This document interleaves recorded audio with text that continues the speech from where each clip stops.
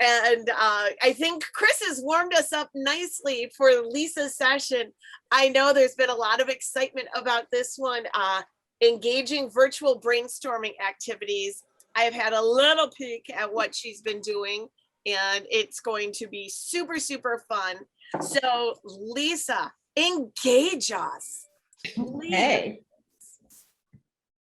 I'm going to share my screen. So welcome everybody. It's exciting to be here. I'm going to apologize first and say ignore my big cup. It's 8 o'clock in the morning here. So I'm going to be drinking a little bit just to get caffeinated for y'all. I'm going to highlight today a number of different brainstorm activities. And wait, I have to turn off the pictures because I don't want to look at myself. Okay, so I'll highlight a number of different activities for you, and they've mostly been translated from what I've been doing live and showing you how we can put them in an online collaboration. I'm sharing my screen. It captures, this is the mural canvas, so you will see everything that's on the canvas. And because so much of what I do is confidential, what I'm going to be sharing with you today are examples of customized activities that I did for a group project that I worked on last summer during a course in human-centered design for social innovation. The course is offered by IDEO and Acumen, and I did it with 3 other women that I was in a pro bono consulting firm with. So this is something that's going to be fun. You'll get to see actually the entire way that we went through the brainstorm exercises and how we ended up with the prototype that we were going to use. So it'll be kind of fun for you to kind of go through it as we went through it. So I hope you enjoy it. What it's not and what it is. So for the next hour, you'll see some of these activities. They cover different thinking styles and different types of interactions. I'll share the activities at a high level, and then I thought it might be helpful also to show you examples of templates that I found online that you can use if you don't feel like designing your own. There's tons of templates online. But I want to be clear that this is the concept of, look, these are types of templates and you can find them. It's not going to be, oh, look at all of the details for each of these templates. So you're not going to be able to read everything. I just did the images as examples for you. So please don't get frustrated if you can't read every little thing. That's not the objective of today. The objective is just to share with you the activities and also that you can find them. I'll also go through, it's not about what can Mural do, what can Miro do in a step-by-step how-to, but throughout I'll share with you some tips and some watch-outs. We're going to focus on the activities and with those tips and watch-outs. Does that make sense? The other caveat is because these were designed for a small group, I had 3 other people and myself. You'll see that everything was done in a small way, but I will share with you how you might be able to go about doing it if you're going to have a big group with you and use breakout rooms. So as this goes on, you might have some questions. Put your questions in the chat with the Q in front of it. And Joelle, our awesome wing, will be watching the chat for anything that has a Q, and she'll be putting it in the mural on the canvas on these little Post-it notes, which they'll be big. But we'll capture all of your questions. And at the very end, I will scroll down to this and we'll read out the questions and I'll give you the answers. If we don't have time to get to everything, please be assured that Joelle will capture them all and I'll put up answers in Sketch. Okay, so first, what I'd like to do is ask y'all why we do warm-up activities. Why is it important? Lots of sessions that I've been watching have shown some warm-up activities. Why do you think it's important to do before you brainstorm? You can put that in the chat. As an icebreaker to get minds active, to roll up the creativity sleeves, get people focused, energized, mindset shift, make people comfortable in the room. That's great. Excited. Great. All those are great. So what I'm going to show you is a couple of those and how you do them on the mural canvas. Most important, we want to be sure that everyone knows how to use Mural and whatever collaboration tool you've decided to use. So it's best to have a few activities with an independent training session or a video tutorial prior to the day of the brainstorm session. You don't have a lot of time. You all know about Zoom fatigue. So if you can do something before they come into the session and share it with them and have them practice, that'd be great. So here's something that I did. Some friends of mine over Christmas, we usually go to each other's homes and decorate Christmas trees together, but because it was the pandemic, we weren't able to do that. So I found this activity and they all wanted to learn mural. So we decorated trees together, played some music, had some cocktails, and they learned how to pull images, which is, if you don't know, mural has tons. Let's pick dog, and you can see here some dogs, and you can put it on there. So that was one thing we did. Again, they got to learn a little bit of mural and have some fun engaging together. Another one is you can find lots of things in mural and in Miro. This is one I thought you'd think would be fun. It's the monster workshop. You can go in and you pull different pieces together and you build your own monster. You can have teams get together in different breakout rooms and compete over whose monster. They can create a monster that they then bring with them to the brainstorm session, and it can be their mascot. Could be really fun. Another one I did, which I think you all will love, is creative types. I did this with our group because we didn't know each other and we didn't know how each other worked, and we were all from very different backgrounds. One was a designer, one was a PhD student, another one was a city planner. So we were very, very different from each other. So we ran this creative types, and you can go into mycreativetypes.com after this session and see that they have all these different types. You can also do foresight as this example, or any others, personalysis.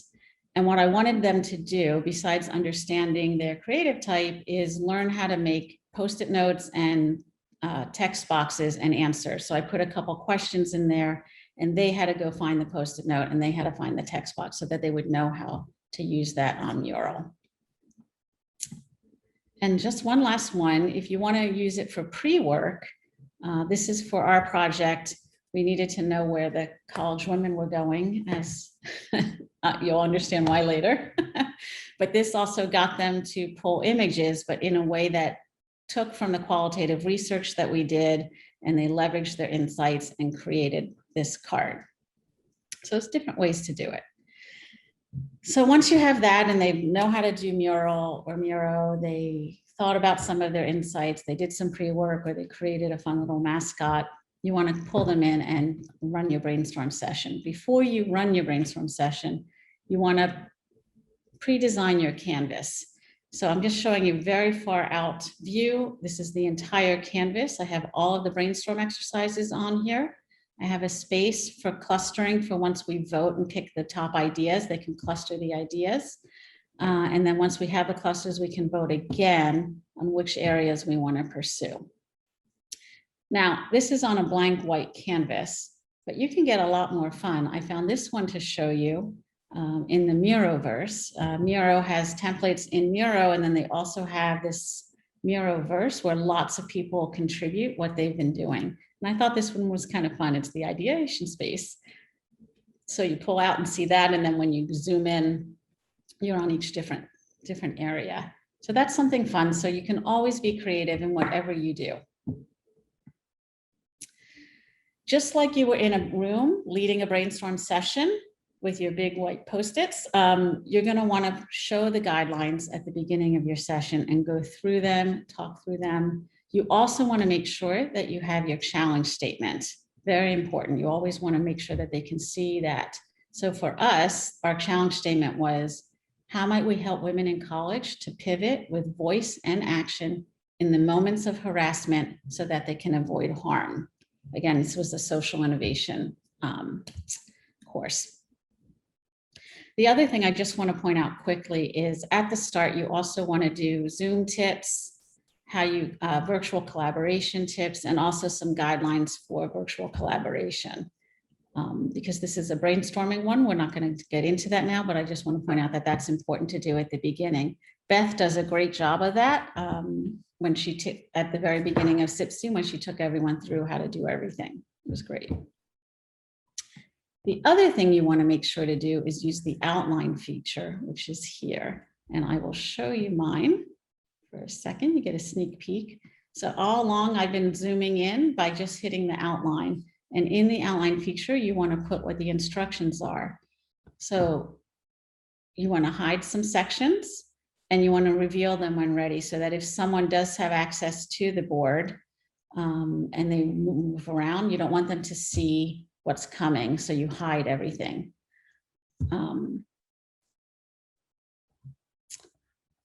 So I'm going to take that away now.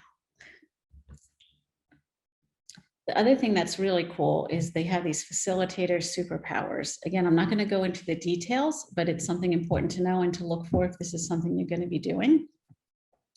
My favorite is the super lock. I'll show you why later, but you want to make sure everything is locked up and nothing can be moved. But they also have a timer. They have a summon so that if you lose people and they're all over the board, you can summon everyone to one spot. They have this little celebrate feature that I think is fun. Yay.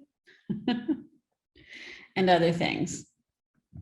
Something to look into. So answer this for me in the chat. What is the mother of invention? Lots of different sayings. What is the mother of invention? Necessity? What else? Chaos. I love that. Coffee. Adversity. Beth is the mother. That I like that. Oh shoot, I wish I thought of that. Curiosity. Sleep. That's good. Or no sleep. Silly ideas. Inspiration. This is great. Thank you. Chocolate. Another good one. So I'm just going to share a few. Necessity, frustration, anger, adversity. And then I'm going to give a shout out to Erin, who in the first week said that mad is a great way to think about it. Missing, annoying, and disappointing. And if you focus on those three, you'll get some really great ideas. Einstein even said, in the middle of difficulties lies opportunities. So again, lots of different ways to look at it. But what I'm getting at here is that if you can find out what the problems are that your consumers are having or your customers, it's much better to solve for something that you're working towards. So one kind of fun thing I like to do when I'm live is I call it the Biction Pitch. I hope we're not censored. What I do is I have everyone take a piece of paper and use from the qualitative insights or quantitative insights that they've had and write down one of the problems that they're facing. So for this one, online resources may have false information. I think we've all lived that for quite a while now. So each person writes one on a page, or if you want, you can pre-write it. And then you roll up the piece of paper and you toss it to someone else. And this gets to be really fun because if you're with a big group of people, you got papers flying all over the place. And then each time someone grabs a piece of paper, they put it a solution. Oh, well, fact-checked or authenticated symbol, like an assurance next to something online, shows you that it's true, or some other things. So the idea here is you come up with these problems and then lots of solutions against it, and people can add to them. So how are we going to do that online? So here's something I did around the tree of troubles. It had two inspirations. One was the toothache tree from Thinker Toys, and the other was from Sari Gluckin. I don't know if she's on here, but she did an exercise with us last year on CPSI where she had these beautiful flowers. And I thought, oh, how cool. What if I turn that into brainstorming? So I created this tree of troubles. And what we did is on the canvas, we identified different problems and then later brainstormed around them. The problems were based on the research that we did with the consumers, the customers, the experts, and the stakeholders. And they were able to put the problems on different branches. And I wanted to have multiple problems at the same time. And because we were a small group, I put them all on one tree. If I had a bigger group, I would use different trees for the different problem areas and have them all done. This helps the teams come together to understand and solve the problems. All voices will be heard. You don't have people competing and talking over each other. You can build on other ideas if you see one here, if you want to build on it. So this is something that's really fun to do. Once you have all of the problems there, you want to fix the troubles, right? So again, it's important to preset this, and then you look at the university counseling programs and all the troubles there, and you come up with solutions here. And again, you facilitate it and run through in what ways might we avoid these problems, or consider in what ways might we fix the problems, or how might you be inspired to fix it, or think of the reverse and come up with another answer. So as the facilitator, you call out probes and people keep coming up with more answers. But as I mentioned earlier about the super lock, what happens if you forgot to lock it? Well, if you grouped everything ahead of time but didn't lock it, somebody can go in and just move something around and mess everything up. If you didn't group it and didn't lock it, then somebody can really mess it up and just start moving everything around. So you want to make sure to lock everything that you can. So just a summary of some of the tip. Use your insights to inspire your exercises. Put the instructions online. Pre-populate your blank Post-its. Color coding is important. As you saw, I color coded the different trouble areas with the solutions. And also you can use a timer. Here up here is the timer, and they have a bunch of different sounds that you could put on. And you show the people the time when you talk about the exercise and talk them through it and tell them how much time they have. The other thing is when you have the ideas and want to vote, they have this voting feature here. So a lot of you have worked with problems and solutions before. So I wanted to show you some other ways that you can do it if you don't want to go out and design your own something. Miro has on there something called Stinky Fish, which I thought was really cute. These little fish, here I'll zoom in a little bit. It's a lot more fun to write a problem in the Stinky Fish than on a blank Post-it note.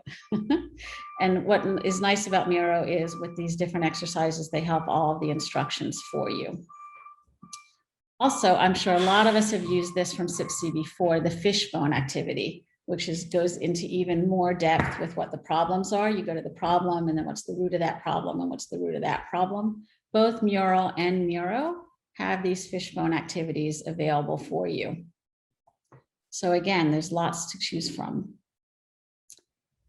Now you're going to say, but Lisa, what if we don't know what the problems are? It's not top of mind. Well, for us, it was because we all were the interviewers and did the research. Usually all the people in your brainstorming session are not privy to all of the answers. All of the insights. So what you might want to do is ahead of that, in a session prior, you go over all of the insights and you have people pull those apart. So one activity I found online just to share with you is the Rose Thorn Bud. Both Mural and Miro and some others. I actually liked this one a lot by Klaxon. And basically it's, the successes or victories or every positive aspect of it, you would put in the rose column, difficulties, obstacles, etc. You would put in the thorn. And then you could also come up with any opportunities or ideas that were yet to be explored that you pulled out through your research. So again, this is something you would do before the brainstorm, but it's important to have it done so that people have those problems top of mind. Okay. Now we're going to switch topics. Let's get rid of all of the troubles and the problems, move around in your chairs, and go to something new.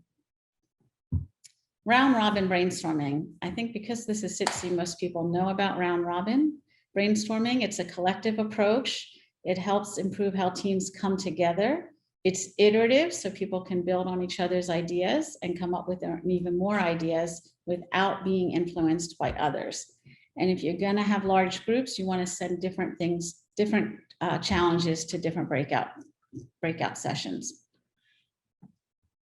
What did we do for that? The round robin we did was called Good Connections.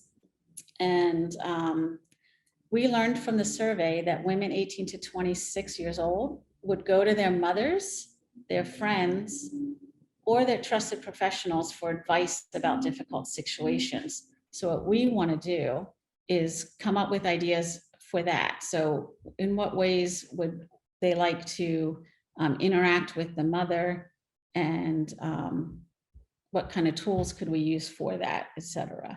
So that's kind of the idea of this, is to leverage how they like to communicate, where they like to get their advice from, and come up with ideas around that. So what we did was I color coded for Anna, Pam, and Grace their sections and where they start. I have, I'll verbally tell them what the activities are as well. They have the outline, all the steps that they have to take. And then I also did a very short form version here. So people listen and learn in different ways. So I have the voiceover, I have the detailed instructions, and then I have the short mini instructions. So whatever way people need to pay attention, they have that. So Anna, each of them would start at the brown and list the ways that they like to communicate. So how do mothers and daughters like to communicate? How do friends like to communicate? So we would capture that first. And then each person would move to the next one and come up with ideas for that. So if it's Anna, she came up with ideas for the mother-daughter. Then she would brainstorm ideas for how to provide preparedness training based on how friends like to communicate that she would see above. And then she would move on and come up with more ideas around how they would want to communicate with their mentors or professionals. And she could come up with her own ideas and build on the ideas that Grace had come up with before that. I got the names wrong, but you know what I'm trying to say, right? So again, this is very small. We only had an hour and a half to do everything because again, this was a class. But if you're going to do this for real, you would come up with a lot bigger space because you don't want people to feel like they're constrained. The good thing is they didn't feel like they were constrained and they just added a lot more Post-it notes around this. But that's one thing you want to think about when you build your Canvas is how much space are you going to need, and make sure you have that.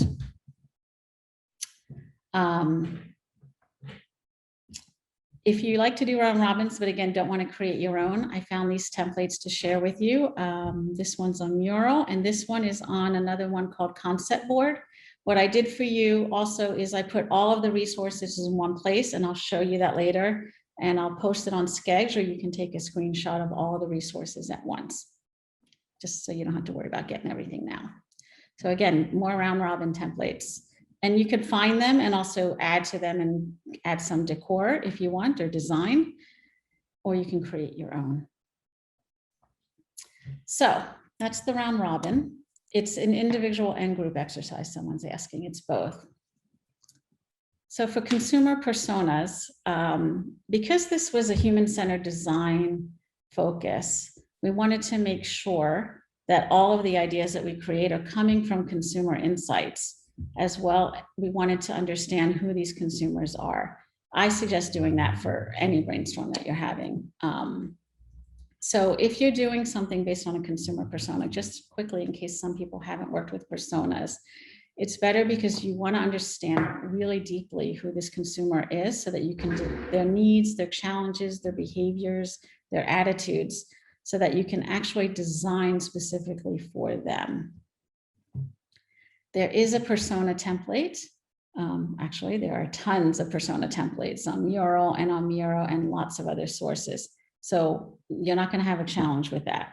Again, this is something you do before the brainstorm, but I'm bringing it up now because it's really important to have this information already done and that you can bring it in to brainstorm off of. But we didn't have consumer personas. We didn't have all that information. So what we created instead were behavioral archetypes. And again, this was something that we used. So we looked at, when we did our research, we looked at how women reacted and anticipated any type of harassment that might occur. And we found that it wasn't by age, and it wasn't by race, and it wasn't by sexual preference or anything like that. We found these other kind of internal personality areas. So we found like some people were more innocent, some people were more like the huntress, some were more like the magician, and some were more like the sage. So we pulled this together. So now I'm going to show you how might you apply understanding what you know about the consumer in brainstorming. So role storming and story storming are two ways that you can do that. Role storming is when you take team members in the breakout rooms and they actually put themselves in the shoes. So once you have your personas done, you can share it with them there. They get to know them, and then they start role playing as if they were those people. Story storming would be more situational based, and you would actually create a storyboard with a scenario. So they're role playing along a different situation that might happen. For large groups, you can generate different stories for each persona, or you can duplicate stories to team members from different functions, and you might get a lot of more interesting and diverse replies. So it's easier to just show you an example, right? So here's how we created a story. Again, this is around harassment. For each of the different behavior archetypes, we gave them a different scenario. Again, if we had a lot of time and we had a lot of people, we would give each archetype each of the scenarios, right? So we build out the scenario. So for the innocent, if she's going to a campus party, what's the situational knowledge that she has? She knows that there are parties. She's clueless about what bad experience could happen. Again, remember, this is the innocent. For preparedness, how prepared is she for anything that would happen? She's not prepared at all. Her only preparation is getting ready for the party. For her awareness, is she aware of what's going on around her? No, she's not aware that some guy put drugs in her drink. Her behavior, she went to his room to see his art collection. So then we have, okay, what happens if the incident occurs? She gets assaulted in his room and she doesn't know how to stop it. And then afterwards, she doesn't know who to tell or what to do about it. So we took this scenario and then brainstormed around what are some different solutions that we could come at each of these different phases, so that we have lots of ideas for each of the phases. So we know when we develop our major solution, it covers how to help her prepare and pivot in the moment. Does that make sense? So we create the scenarios. I actually created these ahead of time, but it could be a fun activity for people to do together and as they're acting out and role playing. So we have 4, so this is for asynchronous. So actually, I'm going to go back for a second and show you that each person was given a different situation to brainstorm around. So this is for when people want to work completely on their own. And what you do is you don't want them to see each other's, you want them to just be able to focus. So here, oops, let me show you. In the outline, I have each person's name. So we can go to, let's say here's Pam. So just Pam can see Pam's. And she would go through and answer different design sparks. So these you'd put ahead of time so that they know kind of what to answer, and each of them will get them towards a different idea. And then we also have one big idea that pulls it all together with what's the training approach that might work for her using all of these above elements. Each person, yes, is assigned a different archetype for this one. What you can do is you can create this and then do a round robin and give different people different archetypes if you want, if you have a lot of time. So there are storyboards available, tons of them. Again, some people call them customer journey mapping. So if you think about it, that scenario was just like journey mapping. So instead of thinking about it as how does someone go through the product purchase patterns, which is how journey mapping is most often used, it can be how does someone deal with a situation in that way. And then there's all of these other formats. So again, these are 3 in Miro and 3 in Mural that I found, and there's tons more. So what you can do is look at them and see what fits your style the most, or you can create your own. Okay, 8:35 or whatever time it is in your time zone. Are we ready to keep going and do something else? Yes. The other thing you can do with this scenarios, besides just coming up with ideas, is you can actually use it for prototyping. And it's exciting to think about how we might prototype. Oops, sorry, I see that you're seeing way more of my screen than you want to be. For the consumer prototyping, you can create scenarios and actually prototype from people's homes. How do we do that? Well, there's a lot of different ways you can do that. You can for us, what we did was we each drew at home, took a picture with our phone, and then sent it to the facilitator, who then posted it on the canvas. Another thing you can do is use this image upload feature. Let's say we want to do a phone, since we were doing a phone app for this. There's lots of images here that you can do. You can also use this pencil for the draw feature. Hello. Sorry. You can use custom images. You can use the sketch capability, which is if you have an iPad and you can sketch, or any other brand version of that. People can go in and sketch their own and send it in again, like we uploaded these. You can create a supply list and send everyone a gift card ahead of time with the list, and have them buy supplies like Play-Doh or Legos, pipe cleaners, and all different kinds of things. Or you can send them the supplies prior to the session, which is the easiest thing for them.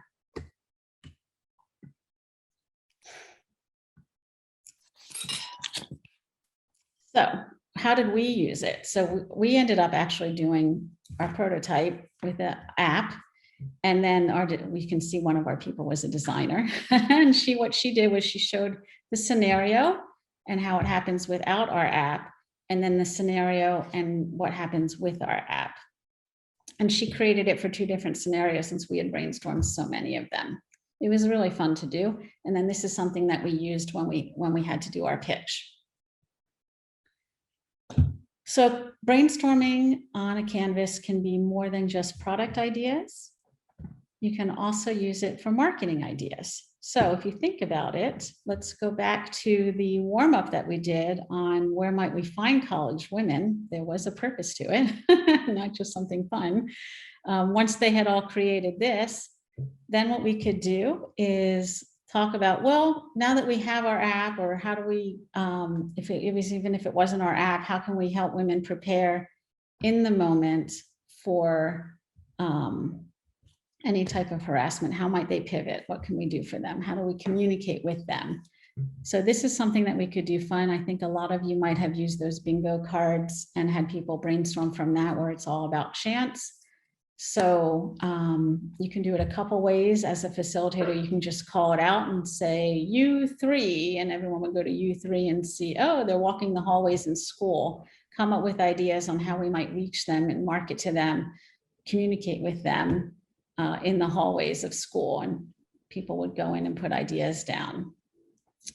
Or you can make it a breakout room and give each breakout group a different area to brainstorm around. So this could be asynchronous or synchronous.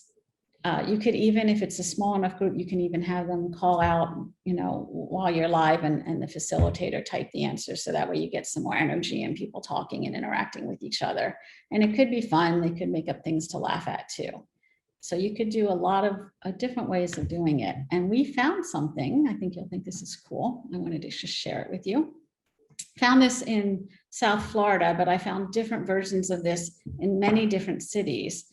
And this is a sign that is in the women's restroom of a bar and restaurant on the stall door. And what it does is it talks about how if you go up to the bartender, if you feel like you're in trouble and you order an owl shot neat, the bar staff will escort you to your car. If you order an owl shot on the rocks, they'll call a ride for you. And if you say, I want an owl shot with lime, they'll actually call the police. So depending on how in trouble you feel, it's not really good English, apologies for that, you can order a different way. And this was something great. And we looked at that and thought, well, how might we expand upon that? So we brainstormed around that as well. Love this one. So we have some time for some key takeaways. Again, people learn differently. So some like to listen and some like to read. So I put a lot more words on this slide, but I just thought it would be helpful for those who like to read more than they like to listen. You want to make sure they learn and practice prior to the session. You want to prepare your canvas ahead of time, both the design of it as well as pre-populating any blank post-it notes. You can modify the mural templates or create your own. You can hide sections for each exercise and reveal them when you're ready to lead them so that those who are invited aren't moving all over the place. Lock the sections. I can't say lock the sections enough. You want to use the outline feature. That's one of my favorite things about this. The timer and the voting functions are really great.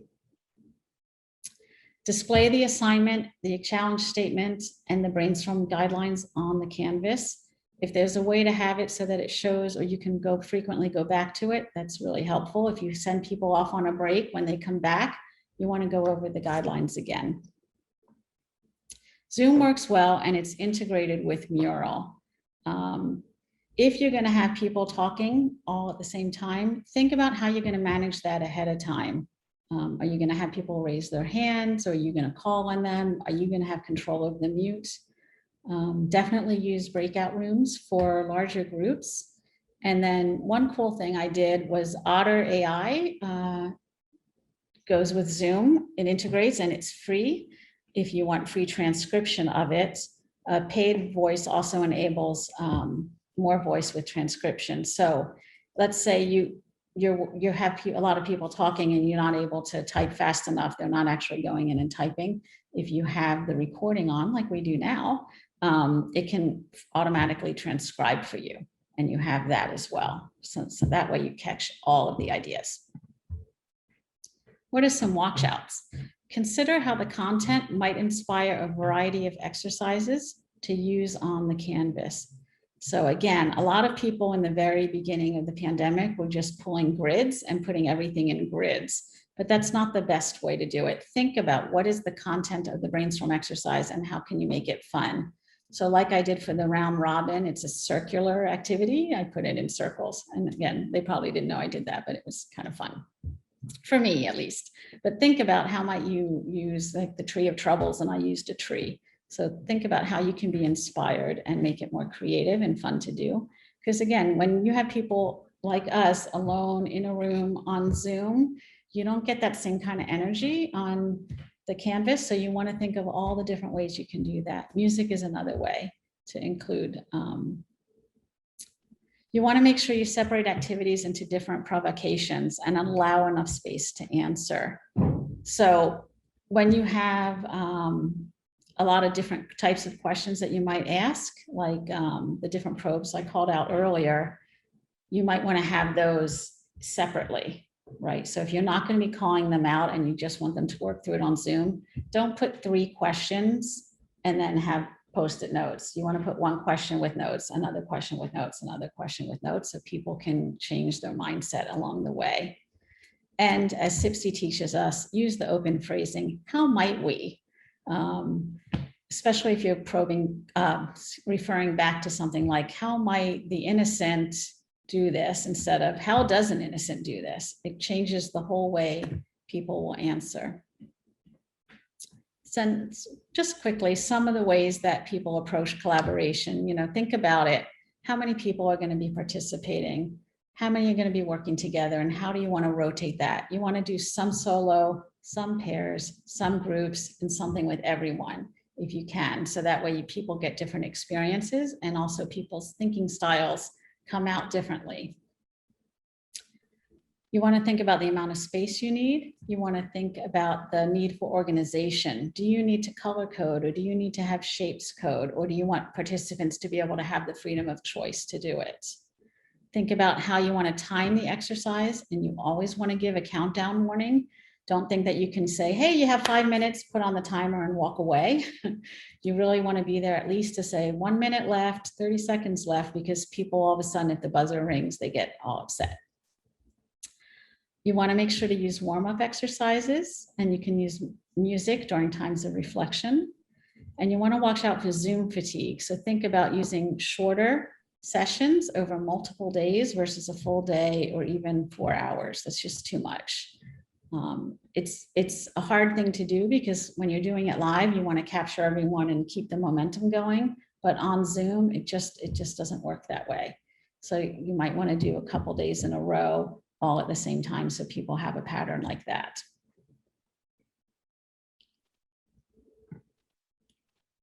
And some bonus watchouts, technical considerations and planning. It looks like there have been a number of questions. So I'm trying to think, it's 8:45. Oh, we can do it quickly.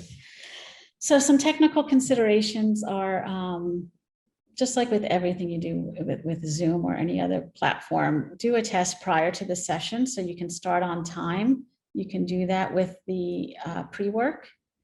Have people do it independently and then have them all come on as a group. So that way, when you can start your brainstorm session, you can start with running.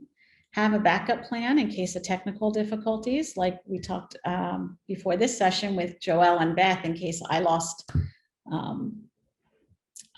connection, can they take over and do this? Or we said, well, we can just record it and post it on Sketch, right? Think about hunger. This is my favorite one. Schedule the session time carefully and consider sending snacks ahead of time. And you can have a snack break all together and do something fun with that. Think about supplies. If you want people to be able to draw at home, don't assume that they can and they have everything that you want. Send out the supplies or send them an Amazon gift card so that they can get it. Think about fun, friendly digital sounds that you can use, and think about recording and duplicating blank templates, and also completed canvases for posterity. So afterwards, I made when I created the full canvas, I made a copy of it blank. So I had that. And then once it got filled out, I made a copy of that too. So that way I have both. So that way, if I ever want to reuse an activity, I have a blank version of it and it's not all filled out. So think about that ahead of time to do. Other things, just like you do with a big brainstorm session, you want to issue the agenda and the objectives prior to the session. You want to review the agenda, the objective, the ground rules, any meeting etiquette at the beginning. You want to cushion your schedule in case you run over with time with share outs and discussions.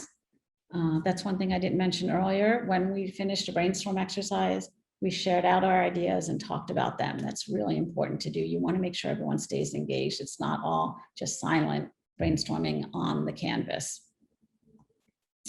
You want to have a plan for how you're going to manage disagreements. Be ready with tiebreaker activities as well. If you do the voting and there's a tie, what are you going to do? Well, be prepared ahead of time for that. And you also want to design more exercises than are needed. So you want to be able to be flexible. So you'll see even in my canvas here, in my outline, I have a lot more things that I might be able to show or might not, depending on the flow and the time. So you want to be ready for that. Resources, I promised you the resources. Let me just get rid of the thing. So if y'all want to take a screenshot of that, you're welcome to. I'm showing you where to get the creative types, mural and Miro. This person, it's pretty cool. They put 144 examples of different types of journey maps or scenario maps together in a Google Share Drive. It was amazing. So if you go to that, you'll find all 144 of them. Lucid is another company that you can access their charts. They have a ton of really cool ones and they've integrated. And Miro, besides in the Miro canvas itself and their site, they also have the Miroverse. So you can go to that and find lots of things. And even if you're not going to be using Miro, you can still go there and grab a template and then think about how you want to convert it. And same thing with Concept Board. I liked theirs a lot too, the way that they did them. So these are all very different. I'll post this on Sketch too in a chart. So questions, are we ready to do some questions? Let's answer them if there are any. Okay. Sorry, let's go. Oops.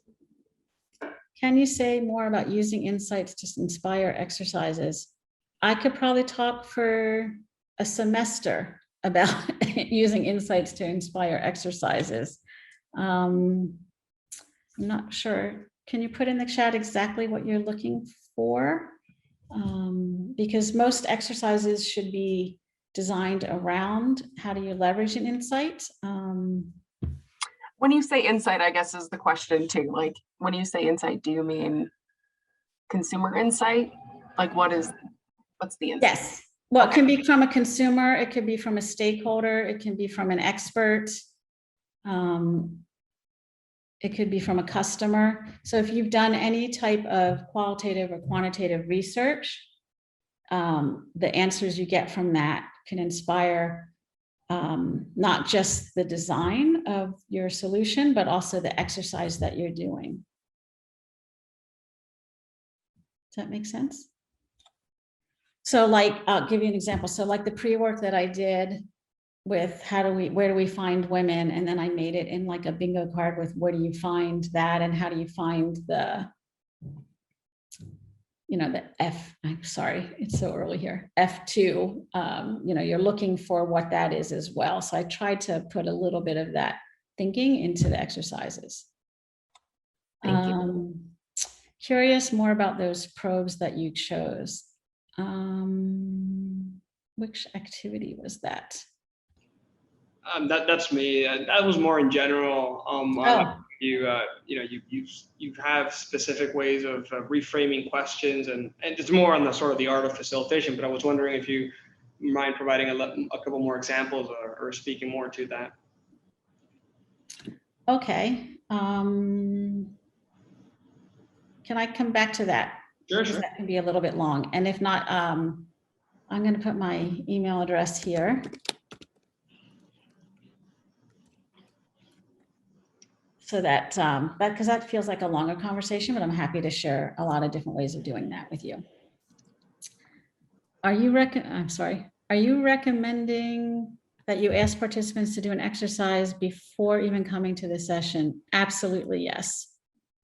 Absolutely. You want to make sure that they know how to use whatever tool you're using, Miro, Storm, Stormboard, whatever it is you're using. You want to give them a pre-work assignment. I always give pre-work even to my live sessions because I want to get the participants absorbed either in the consumer mindset or in the situation, or I'll have them go do a shop as if they were a consumer. I always have them do something. So doing something on the tool that you're using is critical, both for getting in the mindset as well as you want them to be familiar with everything you want to ask them to do. So if you're going to be asking them to create Post-it notes or text boxes or images, you want to make sure that they have practice doing that. It's very critical. And you want to do it before the day that you're running your session, because you'll lose a lot of time. And with Zoom fatigue, you don't have a lot of time.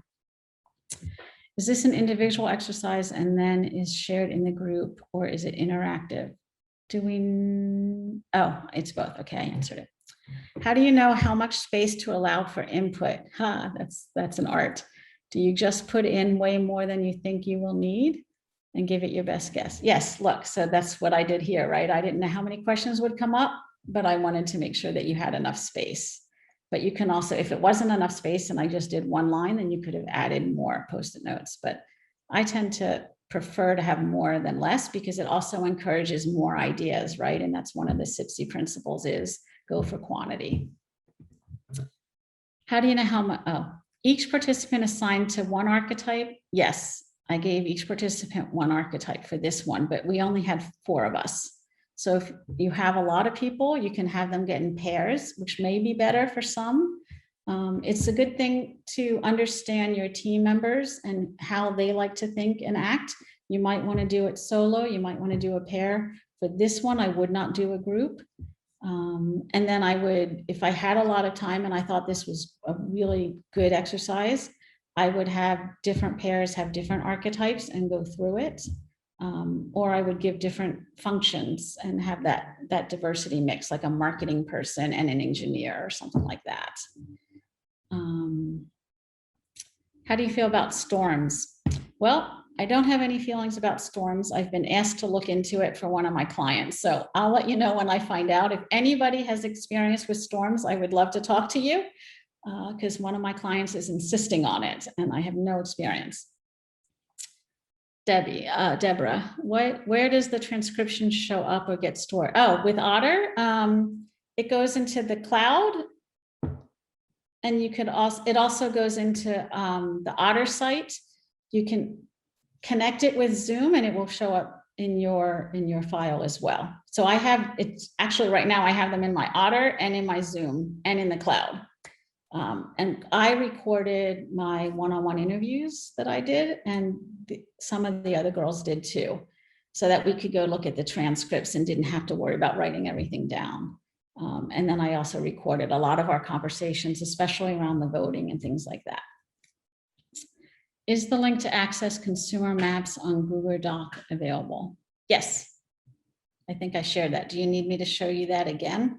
The Can you place resource? it in the chat? Can I put it in the chat?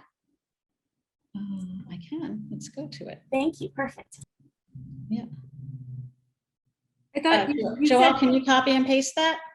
you said you'd put it in Sched too, right? It's gonna. Yeah, I'll take a picture of this and put it in Sketch, or I can put each one separately.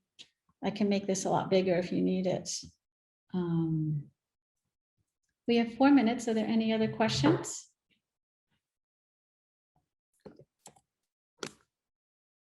Thank you, Mary Ellen. I will connect with you.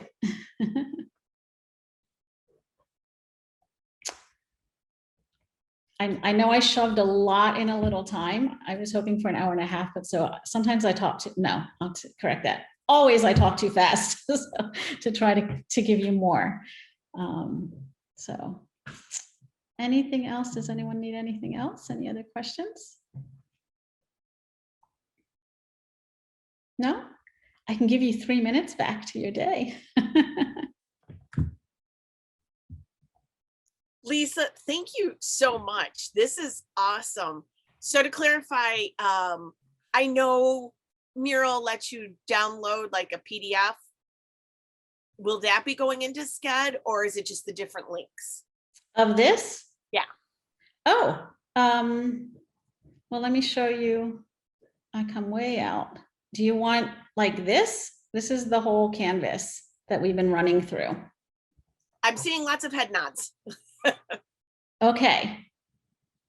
I can do that. Yeah, just send me the PDF when it's done downloading, Okay. and I'll help Jamie put it right on Sched. This has been wonderful. I can't believe how much I've learned. Oh, And good. I use Mural a lot. And this is like fantastic. And the day is not over, ladies and gentlemen, and everyone else. We still have at 1 o'clock Eastern. I don't know. I can't do time math. So Lisa, I don't have no idea what it is for you then. 10. Discovering Growth by Intertwining Poetry and Photography. This is a part 2, Mary Ellen and Cheryl. And I know she had a homework, and I know she has a backup plan if you didn't do the homework. But Mary Ellen, where can I find the homework? Is that on Sched? Yes, it's on Sketch. It sends you a link to a short video in YouTube. Perfect. Or you can just come and just download the workbook from Sketch and you'll be in fine shape. Ready to go. And then at 4 Eastern, we have a replay of the Dung Beetles, Drums, and Desert Lesson in Creativity from South Africa. And then tomorrow, 9 o'clock, Greg Fraley, longtime SIPSI person, Scaffolding to Breakthrough Thinking. And then at 11 o'clock, take some SIPSI home with Tony to prep you for 1 o'clock closing. Come to the 1 o'clock closing. Other than that, make good choices and drink water. And thank you, Lisa, so much. You're welcome. Anyone can reach out.